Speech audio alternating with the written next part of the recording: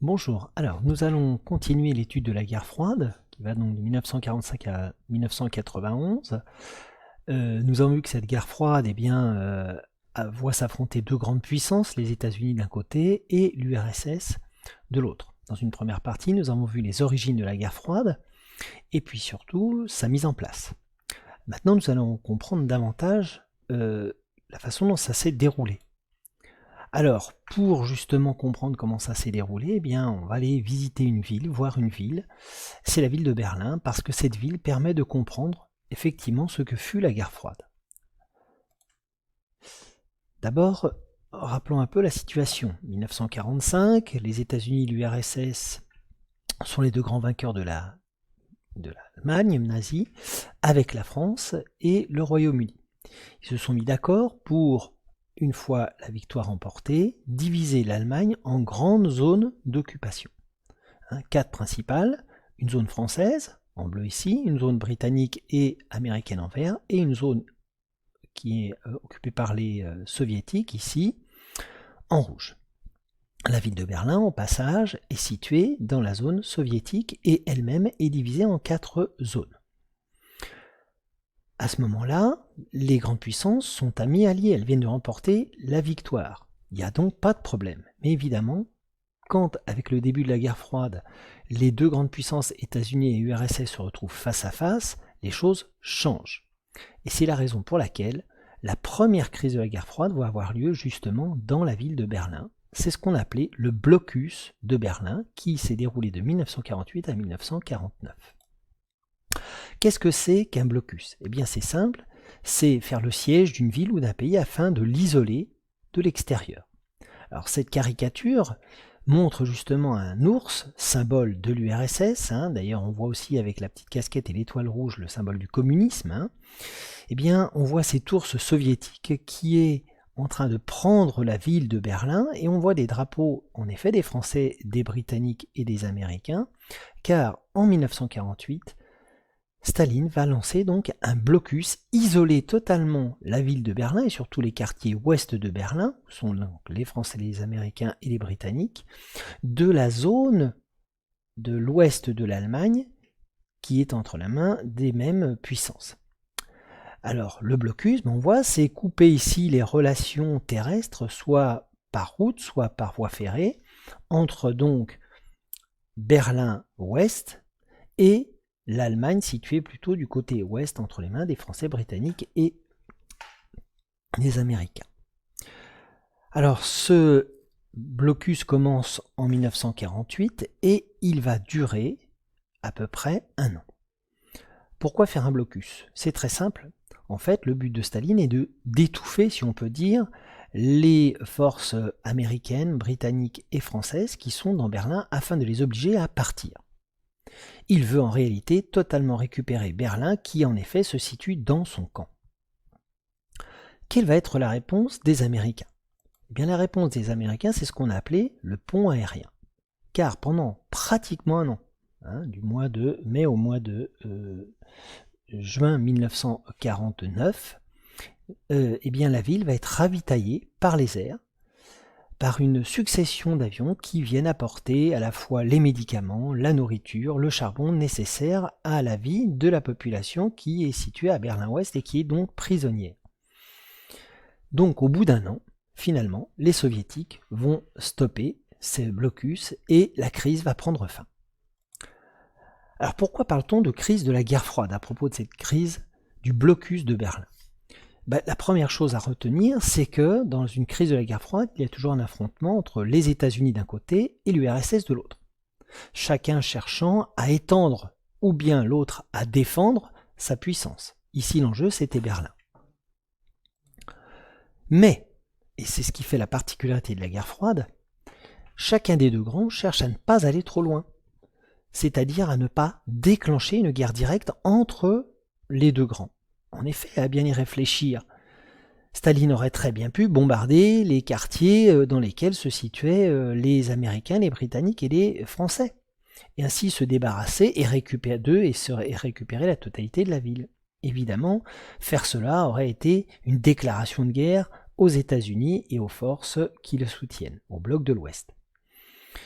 C'est la raison pour laquelle le blocus n'est pas, en fait, est une façon de faire pression, mais ça n'est pas un moyen de déclencher la guerre. De la même façon, à bien y réfléchir, les Américains auraient très bien pu forcer le passage manu militari avec des armes. En réalité, le pont aérien est une façon d'éviter un affrontement avec l'URSS. Si on résume, finalement, on a là la situation de la guerre froide, c'est-à-dire un affrontement entre les deux grands, États-Unis et URSS, en général dans un pays tiers, c'est-à-dire dans un autre pays, c'est jamais ou en URSS ou aux États-Unis, et surtout, même s'il y a affrontement, le but est d'éviter une guerre directe entre les deux grandes puissances, parce que cette guerre serait terrible, ça serait une guerre très chaude puisqu'on a l'ère de l'arme atomique, et voilà pourquoi on va parler de guerre froide. Les conséquences de cette crise du blocus de Berlin vont être très importantes pour un pays, c'est pour l'Allemagne, car en effet, les trois zones d'occupation britannique, française et américaine vont finalement être rassemblées pour former un nouveau pays qu'on va appeler la RFA, République fédérale d'Allemagne. On reconstitue une Allemagne dirigée par des Allemands, et la capitale sera située ici, à Bonn. De leur côté, les soviétiques tirent les conséquences de cette situation et décident de créer une nouvelle Allemagne, qu'on va appeler l'Allemagne de l'Est, qu'on appelle aussi la RDA, République démocratique allemande. On voit au passage que Berlin est bien, elle aussi, coupée en deux, et ce qui permet de dire que finalement, l'Allemagne et surtout la ville de Berlin symbolisent à une échelle très locale la situation mondiale, à savoir un monde divisé en deux camps, d'un côté ceux qui sont pour les États-Unis, de l'autre ceux qui sont pour l'URSS. Berlin va être aussi le lieu d'une deuxième crise, ce qui fait aussi la particularité de cette ville. Elle va connaître deux crises de la guerre froide. Et cette autre crise, c'est ce qu'on appelle la crise du mur de Berlin, qui va avoir lieu quelques années plus tard, en 1961. En effet, en 1961, dans la nuit du 13 au 14 août 1961, un mur va être construit par surprise, sans prévenir, entre les deux zones de Berlin. Ce mur, donc, va entourer totalement la zone qu'on va appeler la zone de Berlin-Ouest, là où se trouvent donc les Américains, les Français, les Britanniques. Bien sûr, il y a aussi de nombreux Allemands qui vivent dans ces quartiers-là. De façon à totalement isoler à nouveau ces quartiers. D'accord ? Le mur fait au total 155 km. Et dans un premier temps, puisqu'il fait par surprise, il va mesurer qu'une petite hauteur, mais à mesure que le temps va passer, ce mur va devenir de plus en plus infranchissable, et surtout un certain nombre de mesures vont être prises pour empêcher toute personne qui serait tentée de le franchir d'arriver dans l'autre camp. Pourquoi avoir construit ce mur et qui l'a construit ? Ce sont tout simplement, c'est le gouvernement est-allemand, le gouvernement communiste est-allemand, qui est du côté donc de l'URSS, qui a décidé de couper les liaisons entre Berlin-Ouest et Berlin-Ouest de façon à éviter qu'une partie de la population ne s'enfuit. Car en effet, depuis 1949, création de la RFA et de la RDA, 2,5 millions d'Allemands de l'Est ont fui vers l'Allemagne de l'Ouest. Et pour l'Allemagne de l'Est, c'est une catastrophe. Il faut donc arrêter l'hémorragie, et c'est la raison pour laquelle le mur va être construit donc en 1961. Cela va donner lieu à un affrontement. Mais un affrontement qui ne sera pas, une fois de plus, un affrontement militaire, plutôt un affrontement oral, et qui est résumé ici dans un célèbre discours d'un président américain dont on va parler, qui s'appelle Kennedy, en 1963. En 1963, le président donc américain est Kennedy. En URSS, ce n'est plus Staline, qui est mort en 1953, 10 ans plus tôt, mais un nouveau dirigeant communiste qui s'appelle Khrouchtchev. Et en 1963, donc, Kennedy va à Berlin afin de constater cette construction du mur, qui a commencé à être construit 2 ans auparavant. Et on voit ici que le mur ça a été agrandi, une vaste zone de sécurité qu'on appelle le No Man's Land est surveillée par des soldats est-allemands, et évidemment toute personne qui voudrait franchir le mur serait tuée à coups de fusil, évidemment.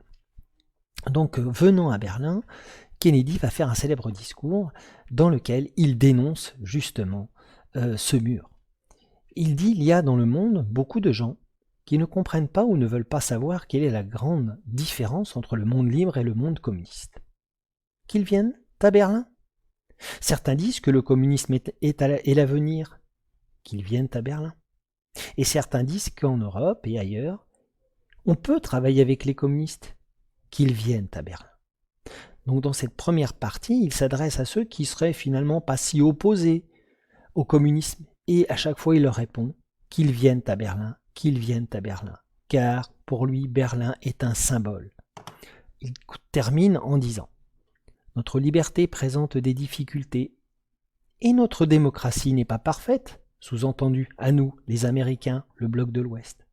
Cependant, nous n'avons jamais eu besoin de nous d'ériger un mur pour empêcher notre peuple de s'enfuir. Le mur fournit la démonstration éclatante de la faillite du système communiste. » Donc dans cette deuxième partie, évidemment, il dénonce ce que constitue pour lui le mur, c'est-à-dire le symbole de l'échec du communisme. Dit-il, nous on n'est pas obligés d'enfermer les gens pour qu'ils restent dans notre camp. C'est bien la preuve que le bloc communiste n'est pas un bloc qui est un bon modèle à suivre. Alors pour résumer, et surtout en conclusion, vous allez devoir expliquer pourquoi Berlin est une ville symbole de la guerre froide. Pour cela, je vous aide en vous donnant quelques petites pistes. La première piste que vous devrez suivre, c'est que, n'oubliez pas, Berlin est une ville symbole parce que 2 crises importantes y ont eu lieu. Les questions, c'est lesquelles, quand et pourquoi. Vous devrez donc faire un petit texte là-dessus. Deuxièmement, ces crises permettent de bien comprendre ce que fut la guerre froide. Et là aussi, vous devez suivre plusieurs directions. La première, c'est quelle est la particularité de Berlin à la suite de ces crises ? Géographiquement, quelle est la particularité de cette ville? Et puis enfin, quelle est la particularité des affrontements qui s'y déroulent? Pourquoi est-ce qu'on parle de guerre froide, notamment dans cette ville-là?